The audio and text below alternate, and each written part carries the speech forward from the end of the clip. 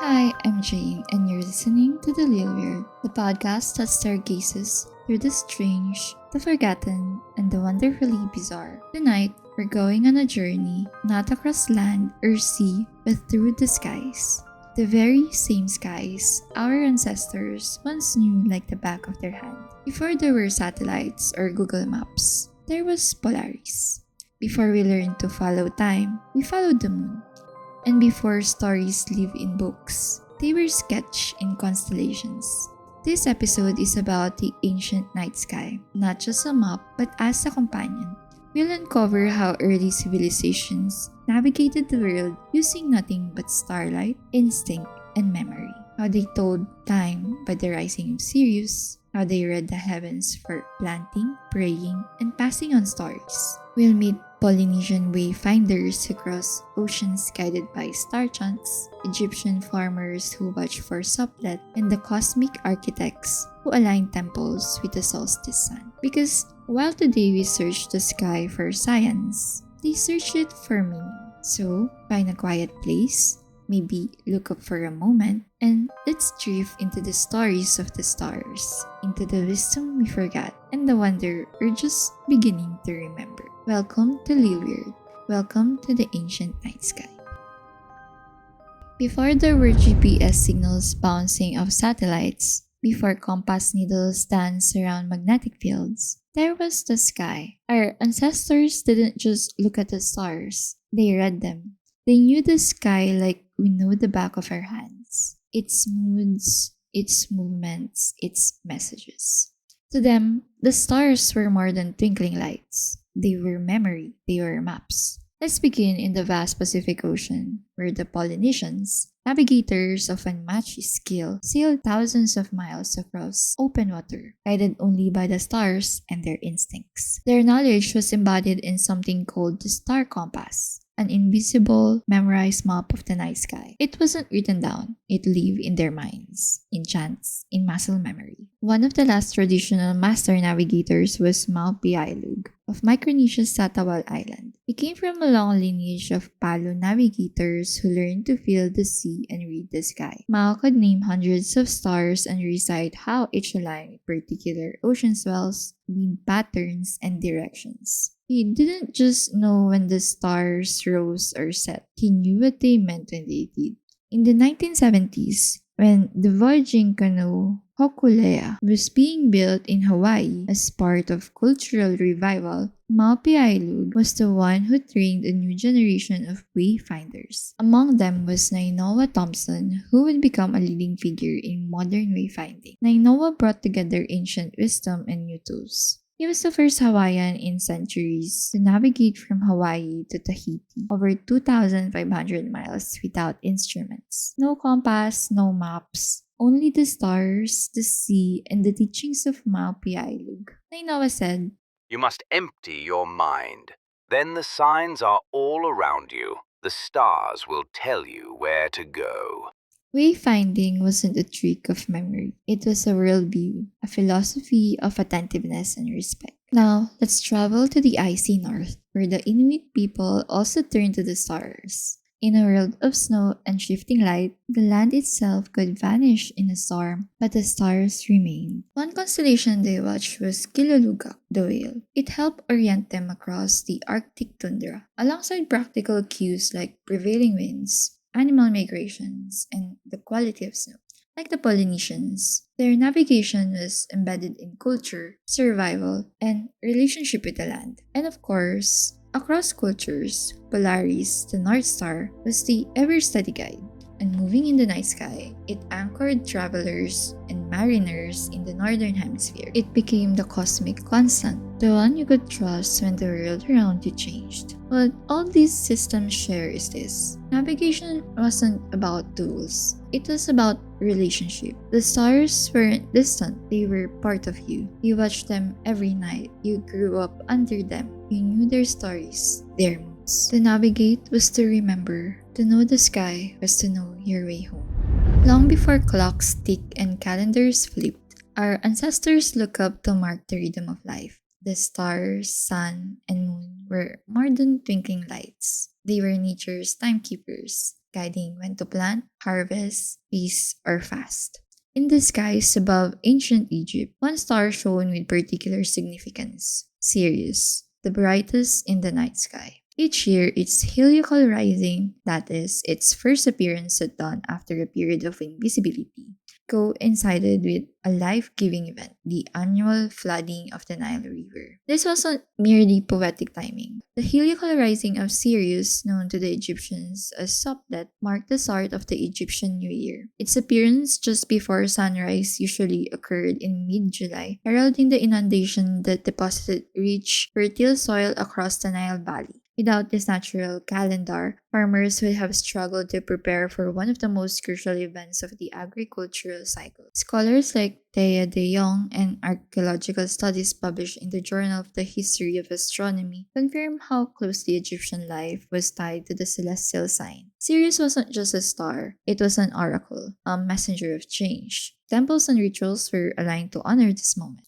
Even modern astronomy confirms that Sirius's heliacal rising aligned almost perfectly with the start of the flood season during that era. For Egyptians, the sky didn't just tell time, it gave life. This practice wasn't unique. Many ancient cultures developed entire calendars based on the reappearance of stars and constellations. But what made Sirius special was its reliability and brightness. It rose predictably each year, a constant in a world that often felt uncertain. In a way, these star-driven calendars reveal how cosmic rhythms were woven into everyday survival, embedding the heavens into the heartbeat of human existence. The Maya in what is now Central America turned their eyes to Venus. They didn't just admire it, they tracked it with meticulous precision, charting every phase, rise, and disappearance. Their Dresden Codex, a pre-Columbian Maya manuscript, contains tables that predicted Venus's appearance with staggering accuracy. But why Venus? To the Mayans, Venus wasn't just a planet, it was a god of war. Its rising and setting heralded moments of conflict, rituals, and decisions. Their calendars aligned with Venus's cycle, and its movements were woven into their myths, prophecies, and royal events. Over in India, ancient astronomers used nakshatras, lunar constellations that divided the ecliptic into 27 or 28 segments. These weren't just star clusters. They governed agricultural calendars, religious festivals, and auspicious days for marriage, birth, or temple building. Even today, many in South and Southeast Asia still consult stellar alignments for life's milestones. In China, lunar and solar calendars blended to create a sophisticated system that predicted solstices, eclipses, and equinoxes. Farmers looked to the stars to know when to plant rice or harvest millet. The emperor's court kept observatories to ensure cosmic harmony, believing the balance of heaven and earth reflected on the emperor's virtue. And here in the Philippines, though much of it has been lost or scattered, we still find echoes of this star-bound timekeeping. In the next episode, we'll explore how ancient Filipinos also look up to mark planting seasons and rituals by the appearance of particular stars or the cycles of the moon. So, what ties all of this together? Across oceans and continents, cultures built calendars not on numbers but on nature. They watched the stars not just for wonder but for survival, for meaning. They didn't separate the spiritual from the scientific. Their astronomy was their agriculture, their religion, their rhythm. They didn't just look up, they lived by the sky. To the ancients, the stars were never just lights in the sky. They were messengers, ancestors, gods, and guides. The cosmos wasn't out there. It was interwoven with the sacred, the seasonal, and the unseen. Across the world, you'll find temples, monuments, and sacred spaces built not just with stone and sweat, but with starlight. Take Stonehenge in England, built over 5,000 years ago. It wasn't just a mysterious circle of stones. Archaeologists believe it was aligned to the summer and winter solstices, the longest and shortest days of the year. On the summer solstice, the sun rises precisely over the hailstone, casting a golden line through the center of the circle. Thousands still gather today to witness this cosmic alignment. Was it a calendar, a temple, a place for rituals? perhaps all three. But what we know for sure is that the sky was its architect. Now, imagine the Great Pyramids of Giza, standing like sentinels of time in the Egyptian desert. These weren't randomly placed.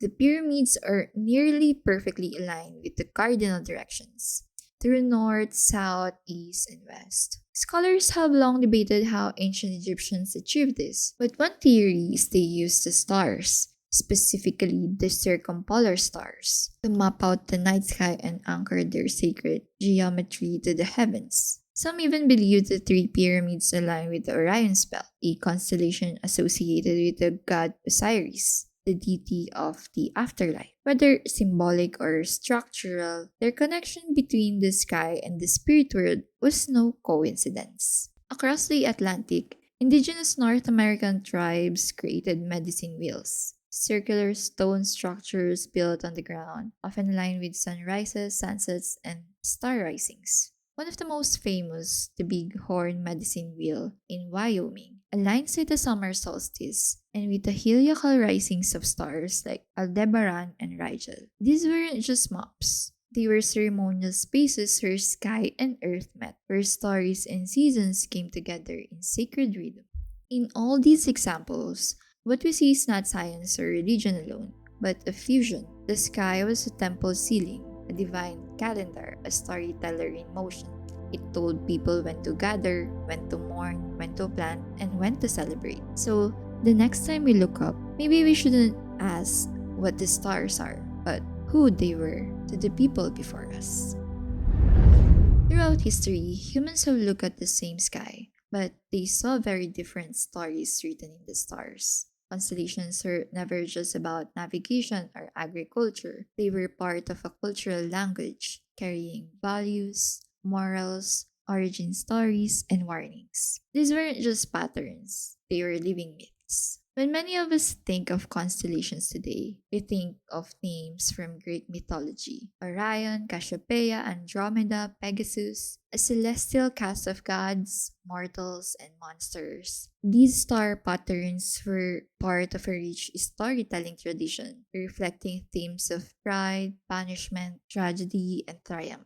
They became a sort of sky theater, where each bright dot carried the tale. Orion the hunter eternally chases the Pleiades sisters through the heavens. Cassiopeia, cursed for her vanity, spins around the pole star, sometimes upside down, a reminder of the consequences of hubris. But here's what's important. These stories became canon, not because they were universal, but because they were preserved, written, and later adopted by Western science. Now, let's travel to Australia. Among Aboriginal Australians, the sky tells very different stories. Instead of drawing shapes between stars, they focus on the dark spaces in the Milky Way. One of the most well-known is the emu in the sky. Unlike Greek constellations, this emu is formed by the dark dazzlings of the Milky Way, stretching across the sky. When the emu's position changes throughout the year, it tells the people when to hunt, when to collect emu eggs,